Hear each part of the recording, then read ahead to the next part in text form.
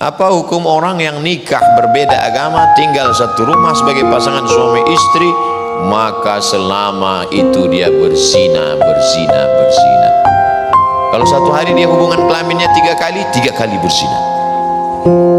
Berzina pagi, berzina siang, berzina sore, macam makan obat. Zina.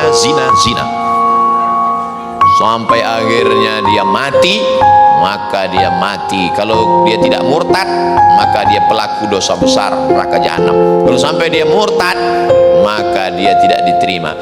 Wa may yabtaghi ghairal Islam, siapa yang tidak Islam, falan yuqbala minhu, dia tak akan diterima Allah. Wa huwa fil akhirati minal khasirin, di akhirat termasuk orang yang rugi. La tahzan, jangan kau sedih. La tahzan, jangan kau cemas. La tahzan, jangan kau takut. Innallaha ma'ana, Allah bersama kita.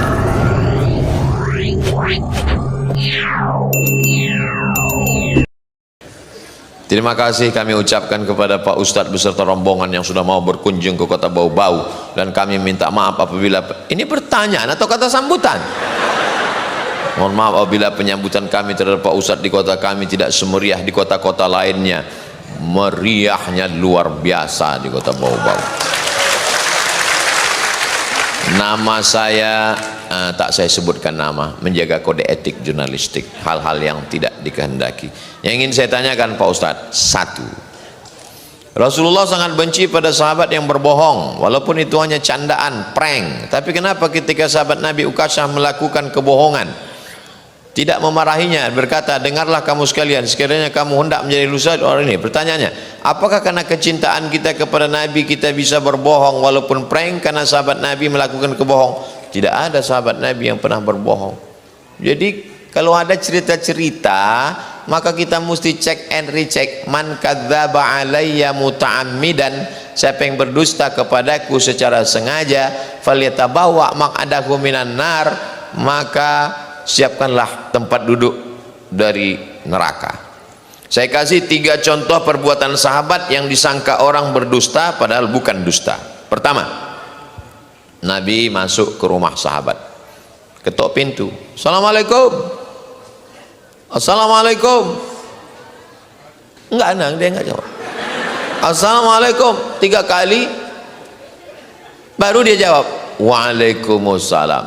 Buka pintu, kata Nabi, dari tadi kamu ada di situ? Ada. Kenapa enggak jawab dari pertama? Aku mau dapat doamu 3 kali ya Rasulullah. Pertanyaannya, apakah sahabat yang ada di balik pintu itu pembohong? Tidak. Dia mau dapat doa Nabi 3 kali, berarti doanya 9. Assalamualaikum warahmatullahi wabarakatuh. Assalamualaikum warahmatullahi wabarakatuh. Assalamualaikum warahmatullahi wabarakatuh. Baru dia buka pintu. Idza sta'zana ahadukum salasan, kalau kamu minta izin salam 3 kali, falam yu'zan, tidak diizinkan, falyarji, maka pulanglah. Contoh kedua, datang tamu, dia bilang ke istrinya, matikan lampu. Istrinya masak, begitu masakan datang, masakan ini cuman cukup untuk tamu saja, karena makanan anaknya, dia sendiri tak ada makan. Diletakkan di ruang tamu, habis itu matikan lampu, lalu dia pura-pura bunyi makan. Besoknya datang menghadap Rasulullah sallallahu alaihi wasallam. Apa kata Nabi sallallahu alaihi wasallam?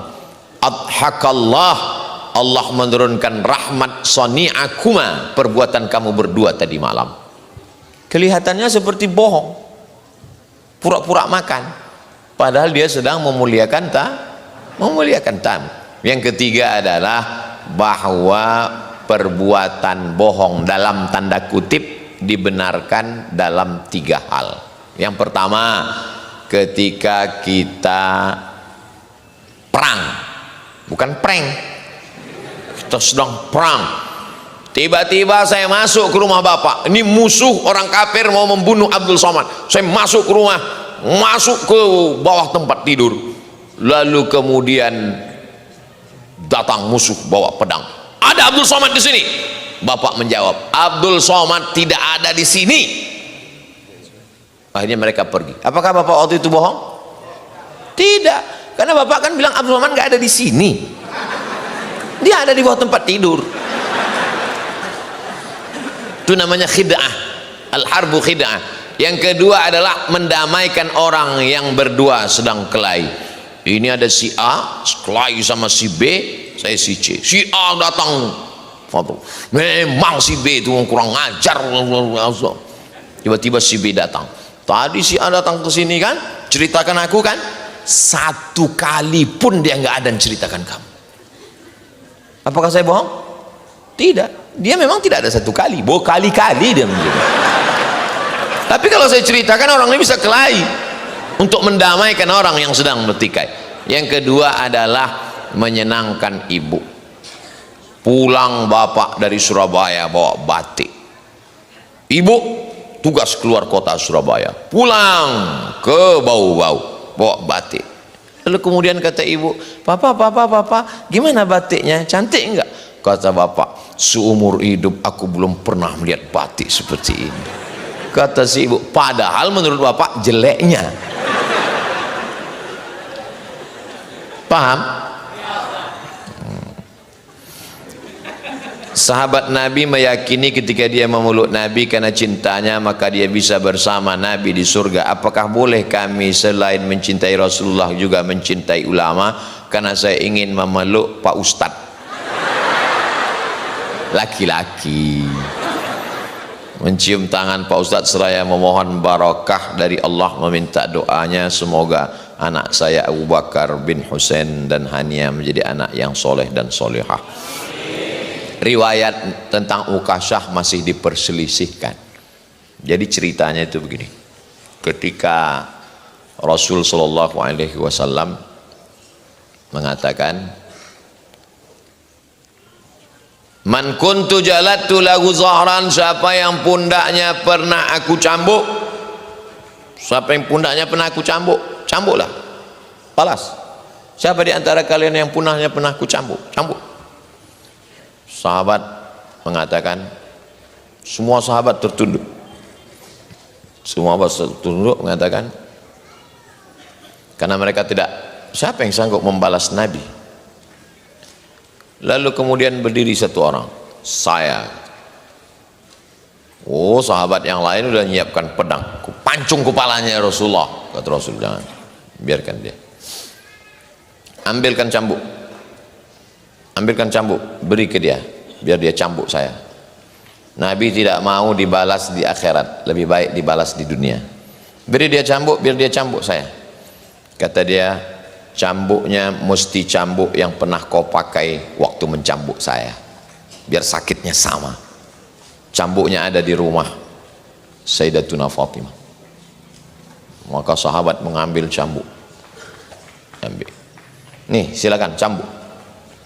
Kata dia, waktu engkau mencambuk aku, waktu itu aku tidak pakai baju, maka biar sama, maka Rasul mesti buka baju, biar jangan kena ke baju jubah, biar langsung ke kulit, biar sakitnya sama. Sahabat udah geram ini, kita pancung kepala orang ini. Lalu kemudian cambuklah. Begitu sudah mendekat, lalu kemudian dia peluk Rasulullah SAW. Dia peluk tubuh Nabi, dia ingin, kata dia, kulitku yang hina ini bisa menempel ke kulit Nabi Muhammad SAW. Karena aku tidak yakin, karena aku orang berkulit hitam, aku bukan bangsawan, aku tidak yakin aku bersamamu.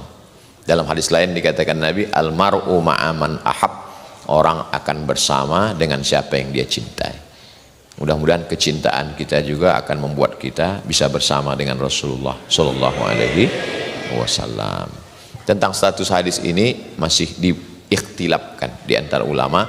Ada yang mengatakan ada yang mengatakan tidak ada. Terlepas dari itu semua, bahwa isinya bercerita tentang cinta dan bagaimana cara dia meraih cinta Rasulullah Sallallahu Alaihi Wasallam. Wallahu a'lam bishawab. Itu yang dapat saya sampaikan. Ini kertas, ada kertas, Masya Allah. Saat ini sedang viral tentang nikah beda agama. yang disahkan oleh pengadilan negeri. Sementara fatwa Majelis Ulama Indonesia mengharamkan pernikahan beda agama. Bagaimana pendapat Pak Ustadz tentang pernikahan beda agama? Bukan pendapat saya, tentang dalam Al-Quran. La tankihul musyrikina hatta yu'minu. Jangan nikahkan anak perempuanmu dengan laki-laki yang musyrik sampai mereka beriman. Wal abdun mu'minun, hamba sahaya kalau dia beriman, khairun, lebih baik, min musyrikin, daripada orang musyrik. Walau a'jabakum, walaupun mengagumkan kamu hartanya, bangsawan, kaya, punya jabatan dan lain sebagainya.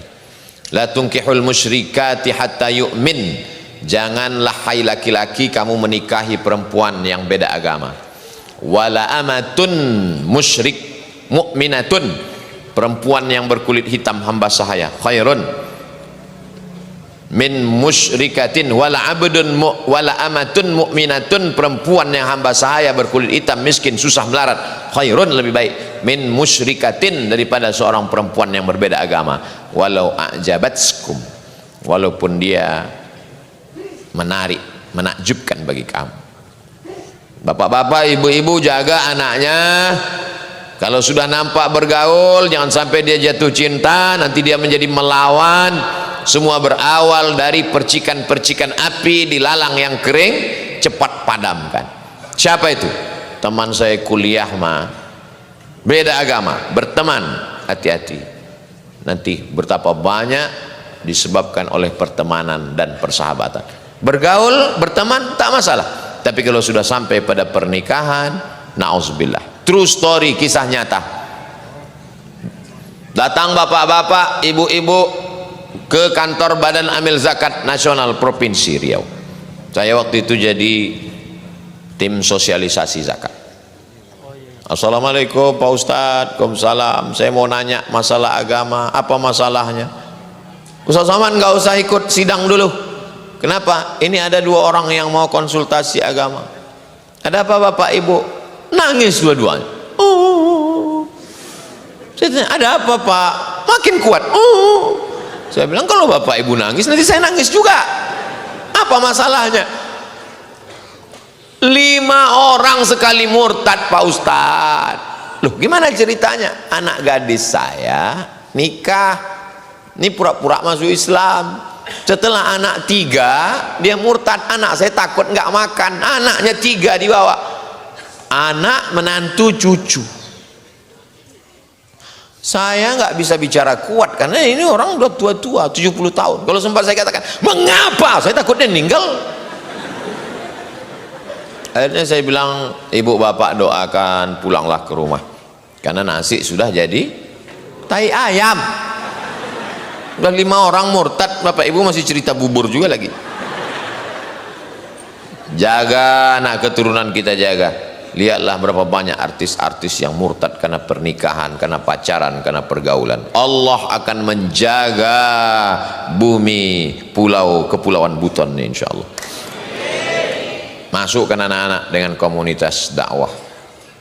Bau-bau hijrah festival ini membangkitkan semangat. Masya Allah, para alim ulama, tokoh-tokoh masyarakat datang kemari. Tidak sampai berbulan-bulan. Pekan lalu ada ustadz, pekan lalu ada ustadz. Semarakkan terus dakwah supaya terjadi juga akidahnya insya Allah.